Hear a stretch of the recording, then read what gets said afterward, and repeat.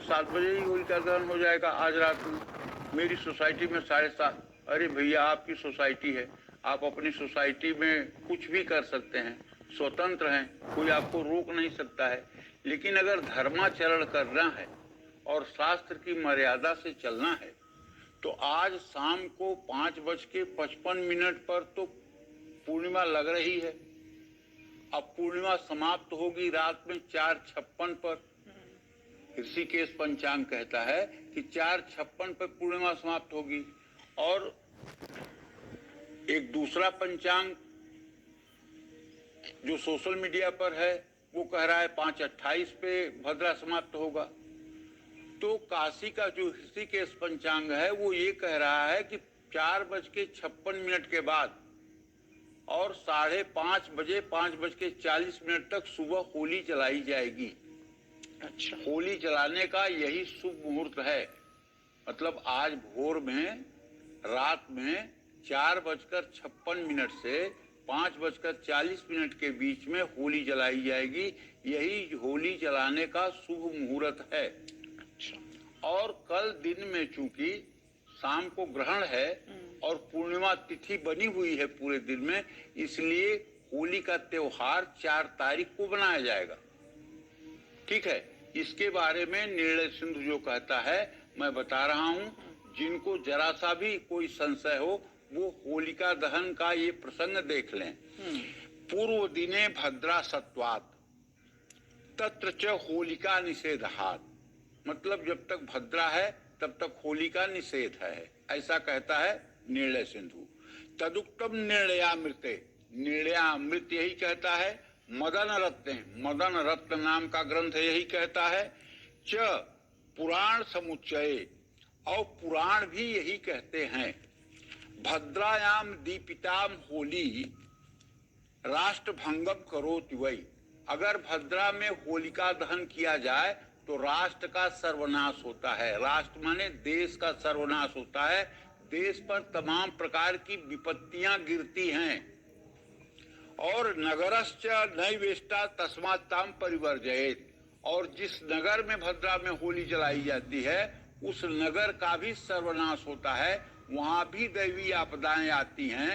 इसलिए इसका निषेध करना चाहिए, इसको वर्जित करना चाहिए। भद्रा में होली नहीं जलाना चाहिए। इसलिए होलिका दहन आज भोर में 4:56 से 5:40 के बीच में ही करना चाहिए। इसके पहले आप कर रहे हैं तो आप मनमानी कर रहे हैं और उसका जो दुष्परिणाम होगा वो आप जाने। एक चीज और लिखा हुआ है कि दीनार्ध परतो अपि स्यात् फाल्गुनी पूर्णिमा यदि। अगर दिन के आधे भाग में पूर्णिमा है तो भद्रा के बाद ही होली जलेगी।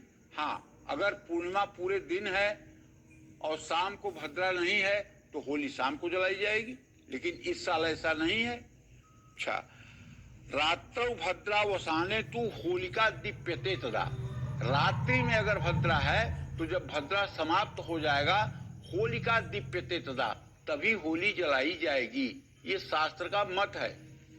और इसमें एक बात और कहते हैं कि अतः चेत चंद्र ग्रहणे तदा अतौ सर्वांग निशि भद्रा वर्जयेत पौर्णमास्याम होलिका दीपनम। अगर चंद्र ग्रहण भी है